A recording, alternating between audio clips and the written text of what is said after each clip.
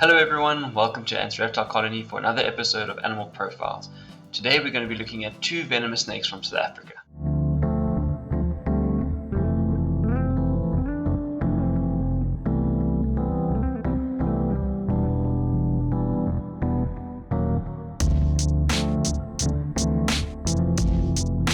Before it all gets started, I just wanted to say that although some snakes can be venomous and are dangerous, it is not a reason to kill them out of fear. They should be respected and admired and protected. Should you find a snake in your yard, place of work, or your home, please call your local snake catcher. They have been trained to handle the situation safely and carefully, avoiding all unnecessary risks for both you, your family, co-workers, and of course the snake as well. Remember, snakes are scared of humans. They will only strike should they feel unsafe or threatened. Hence why you should just leave them alone, keep an eye on them, call your local snake catcher. They'll sort it all out for you. But now that that's out of the way, let's get into the two snakes for today. The first snake is going to be the Boomslang. It's derived from the Afrikaans words boom and slang, literally meaning tree and snake, which is very fitting since it is a very arboreal snake, has a highly arboreal lifestyle, living in the trees. It is a medically important snake, even though it is rear-fang venomous. Unlike other rear-fang venomous snakes that tend not to be medically important. Boomslang have highly potent haemotoxic venom, which means that it affects the blood.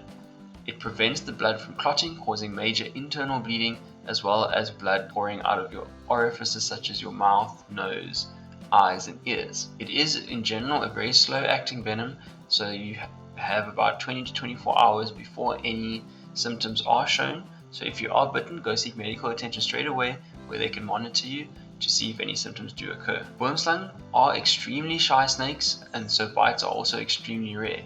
Between 1957 and 2019, there have only been 8 recorded deaths from this snake. Bites are usually on snake catchers, zookeepers, or other snake enthusiasts that tend to handle the snakes very often. It's mainly a numbers game. The more you handle the snake, or the more times you have an encounter with it, the more likely you are to get bitten, just based on numbers. There is a very effective monovalent antivenom that they produce in South Africa specifically for Boomslang bites, that if you do tend to show symptoms, they will treat you with that and you will come out fine. The Boomslang is a very widely distributed species in South Africa, in fact one of the most widely distributed species, which is saying something given that there are so few deaths to humans. Also, humans are not on the Boomslang's menu. They don't tend to eat us. In fact, they don't want to eat us at all. They'd much rather prefer eating animals such as small birds, chameleons, other arboreal reptiles, and frogs, as well as the occasional small mammal. Out of all the prey items mentioned there, chameleons are by far the most favorite of the Boomslang, as they have been found in the majority of the stomach contents of the snake. When Boomslang do strike their prey to venomate them, they tend to hang on and chew that venom in. As I said, it's rear-fang venomous, so that you need to chew that venom in a bit to get the full effect. Also, if they're living in trees and venom is used to immobilize their prey, should they bite and let go, the prey becomes immobile, falls to the floor, and then the snake can't get it, or at least has to have a lot of effort and expose itself to unnecessary dangers in trying to retrieve the meal.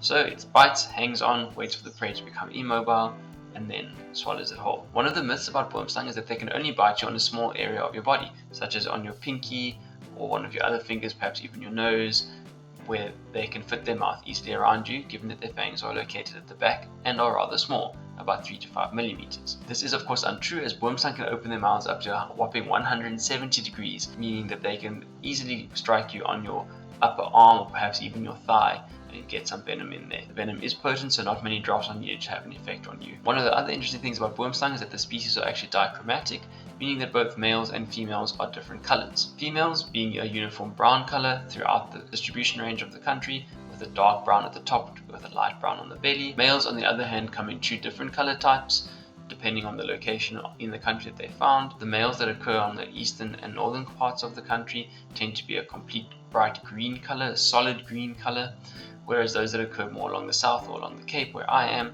tend to be a bright green with speckled or barred black markings. This is what I have become accustomed to, and I think it is a really great look for them. Boomslang are quite a large species of snake, reaching up to nearly 2 meters in length. But besides the adults having different colorations, the juveniles also look completely different.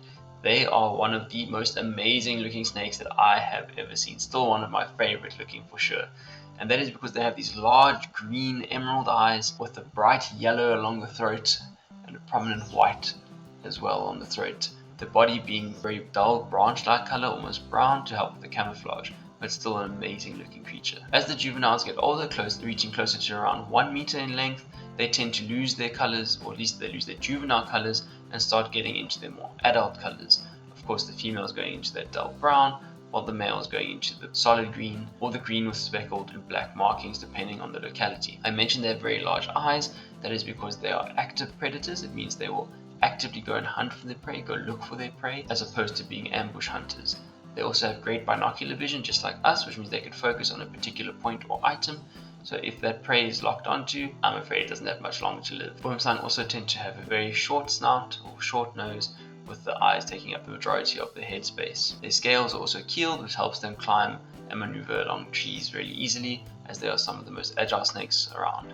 Their tails are prehensile, which means they can support their entire body weight from their tail. But the boomslang is not the only arboreal snake we'll be talking about today, as the second snake that we're going to be talking about is the vine or twig snake. They are also found here in South Africa, have a potent haemotoxic venom, although there is no antivenom available for this snake. Bites are actually so rare that they haven't produced an antivenom. There have been recorded deaths from the snake, although none have been in South Africa. The venom, as mentioned, is haemotoxic, the same as the boomslang, causing major internal bleeding as well as bleeding out of your orifices. But once again, humans are not on the list of prey items for this snake, where they rather prefer eating small lizards, mammals, and even the occasional other snake. These snakes are also rear-fanged and arboreal, which means they tend to strike and latch on to their prey while they work that venom in with their fangs. The venom in humans can take up to 20 to 24 hours to show symptoms again, so it is slow acting, the same as the boomslang. So it is worth monitoring your health until such time to see if any symptoms do develop. The twig snake is a very camouflaged snake with a dark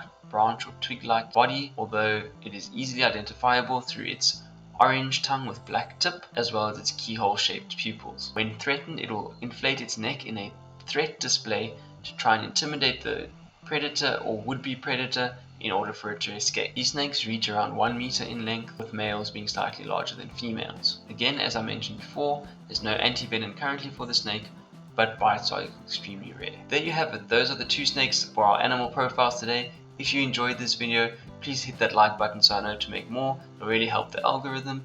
If you haven't, please subscribe down below. It really helps this channel. If not, really appreciate you watching anyway. If you have any more questions or you think there was something I didn't cover, mention them in the comments below. I'll be happy to help and chat with you guys. And until then, remember, it's never too late to learn.